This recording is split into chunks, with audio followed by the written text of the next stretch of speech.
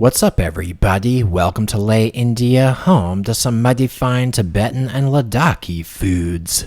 If you want to chow down on some majestic to the max momos, then you've come to the right place.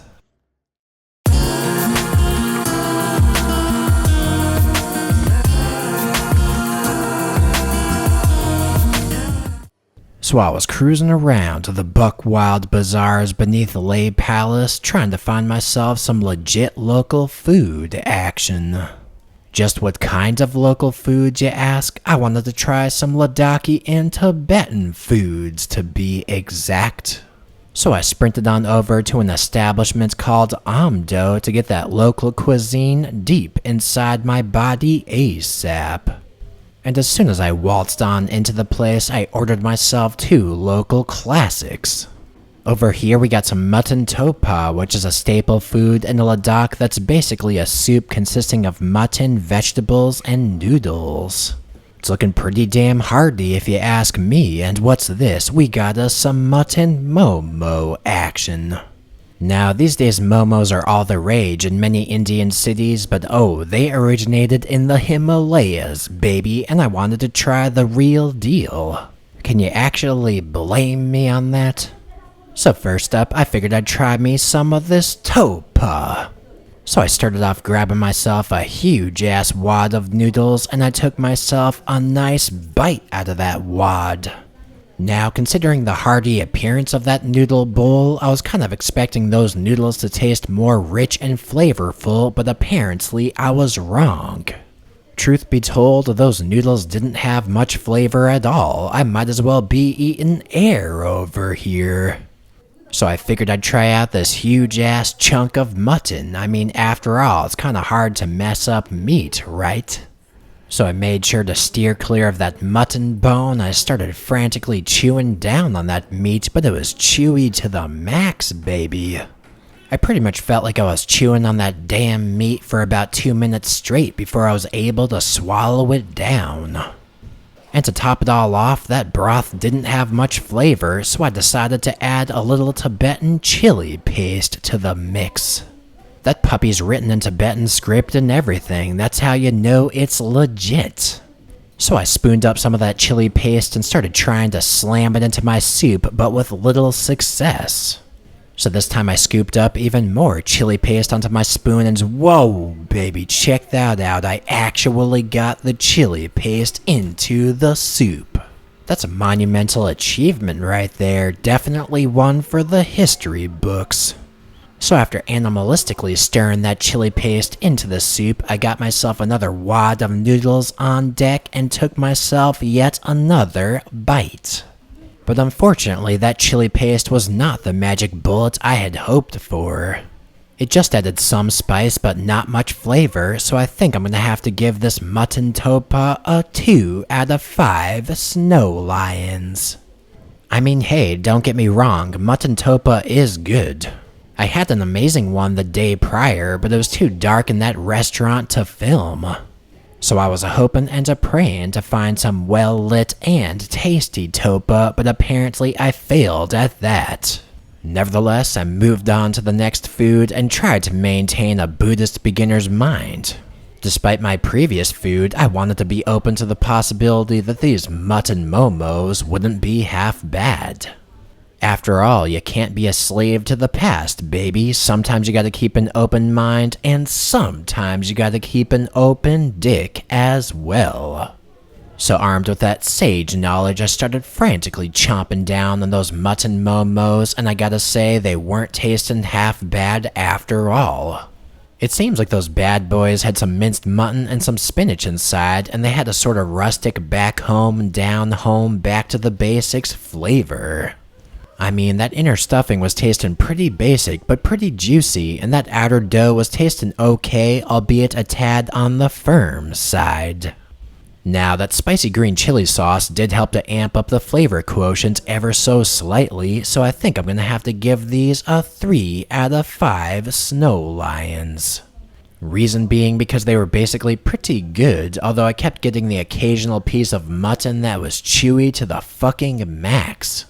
And call me crazy, but I don't want to be chewing my food for a damn minute before I swallow, but hey, to each their own, baby cakes. Anyway, after finishing up that chow, I left that restaurant feeling like there was something missing in my life. I wanted to believe in a world where Tibetan and Ladakhi food was delish and suave fucking dished, and I wasn't about to give up yet.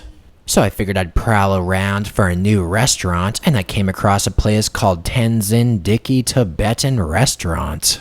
Well, the place had Dick in the name, so I figured it had potential, and I waltzed on into the place.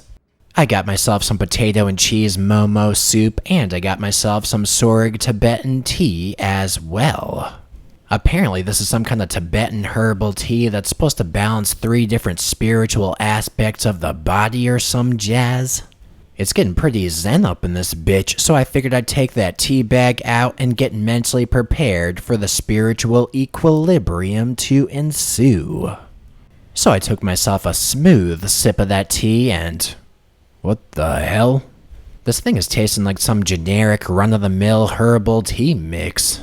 Where's that spiritual equilibrium? That's all I wanna know. I guess I have to chug a gallon of the stuff to get some effect, so I put it aside and got mentally prepared to try out these potato cheese momos. In fact, not only was I getting mentally prepared, but I was getting physically and metaphysically prepared, so I took myself a bite and holy Himalayas. Wow, that Momo is tasting soft and succulent and flavorful beyond belief, baby. At first I could taste some cheese action in there, and that cheese was tasting tangy and salty, kinda like some yak cheese I've had in the past. I mean, I'm not saying it definitely was yak cheese, but I have a bit of a hunch that it was. So I scooped myself up another Momo and took myself a bite, and wow, just wow, that right there was tasting Dalai Lama-licious. That Momo was too hot for TV. I mean, not only were some bites getting some salty, tangy cheese action, but other bites were getting soft cubes of potato in the mix. I guess what I'm trying to say is that stuffing wasn't evenly mixed up, so different bites had different flavors to them, and I was liking it a lot. That, plus that soft, delicate Momo dough, and that mighty flavorful vegetable broth, and I think it's safe to say we have a winner. Long story short, I most definitely must rate this soup a 5 out of 5 snow lions. After all, those momos were tasting so good that I think even the Dalai Lama himself would be proud to take a bite. Now, after that soup, I was feeling pretty content, and I probably could have stopped eating right then, but I felt like I needed one more meal in my system, so I sprinted on over to the Tibetan kitchen. I got myself just a little bit more chow, because although the people around here may follow the Noble Eightfold Path of Buddhism, I myself follow the Noble 800 Bite Path of Buck Wildism. Basically, I just invented my own religion over here, a little thing I like to call feed in my face. So I got myself some Gulbadan apple juice, which is straight from neighboring Kashmir. I took myself a sip of that apple juice, and as soon as I did, I felt like I had been instantly transported to a Kashmiri apple orchard of the highest caliber. Wow, that apple juice was tasting fresh, crisp, and light, kinda like apple cider, but not quite as sweet. But the question you all probably have in your mind right now is this beverage good enough for the Dalai Lama himself? I think it is. Anyway, enough with all that chatter, now it's time for the chicken Tin Doke. What we got here is a Tibetan style of soup originating from the province of Amdo in Tibet. I'm not really sure where the hell that is, but man, oh man, this broth was tasting quite different from the previous 2 I've had. This broth had kind of a bean broth flavor to it, it was kinda spicy, and it had kind of a cheesy flavor to it. I wasn't really expecting a cheesy broth, nor was I expecting the lack of chopsticks. What's this all about? It could be the fact that I've spent so much damn time living in East Asia, but it feels downright sacrilegious eating this soup without chopsticks. I mean, just using a fork and spoon, I might as well be using a spear over here. I feel like I have no control over my eating situation. But as a wise man once said, do what you can with what you have where you are, so I took that fork and started spearing food like a seasoned pro. And wow, despite this utensil situation, the soup's tasting pretty damn good. There's some black beans in there, some irregularly shaped pasta pieces, and a whole wide array of vegetable action. Oh, and how can I forget that soft, succulent chicken? Mix all those flavors together with that cheesy broth action, and I think it's safe to say that right there is a decent flavor combo.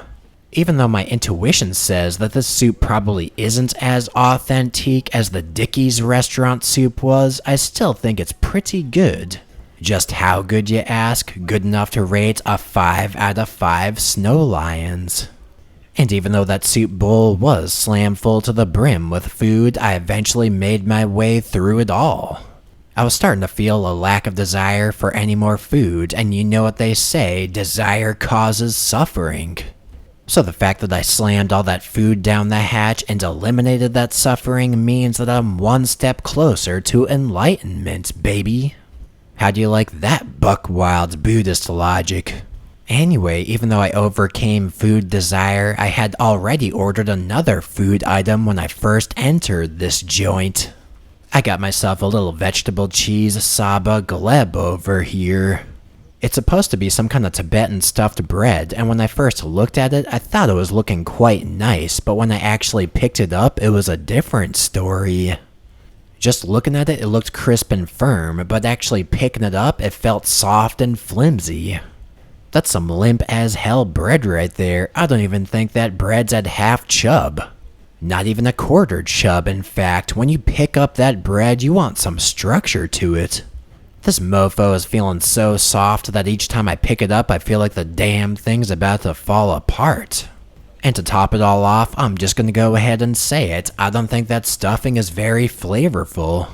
It's just some random ass chopped up vegetables with a little cheese action, but I feel like they need some seasoning in there. Granted, they do have some kind of special sauce over here, so I took that limp dick bread, dipped it into the sauce, and took myself a bite. And to me, that sauce tasted like a mixture of spicy sauce and mayo. It was basically a diffused spicy sauce. It just did not have that flavor explosion I was hoping for, so all that considered, I think I'm gonna have to rate this Sabagleb a 3 out of 5 snow lions. After all, it pretty much was a limp dick stuffed bread monstrosity that probably brought me back one step away from spiritual enlightenment. Nevertheless, overall, that was a pretty decent feeding frenzy, and it was a chow fiesta I won't soon forget. Oh, and by the way, if you want to see even more life-altering bites, then feel free to check out my previous Indian food tours. I got an Indian chaat taste test, and I've got an Old Delhi Mughlai food tour, just to name a few. I've got those links down in the description box. So don't forget to subscribe for all your dreams to come true, and thanks for watching this video. Why don't you leave a comment, let me know what you think.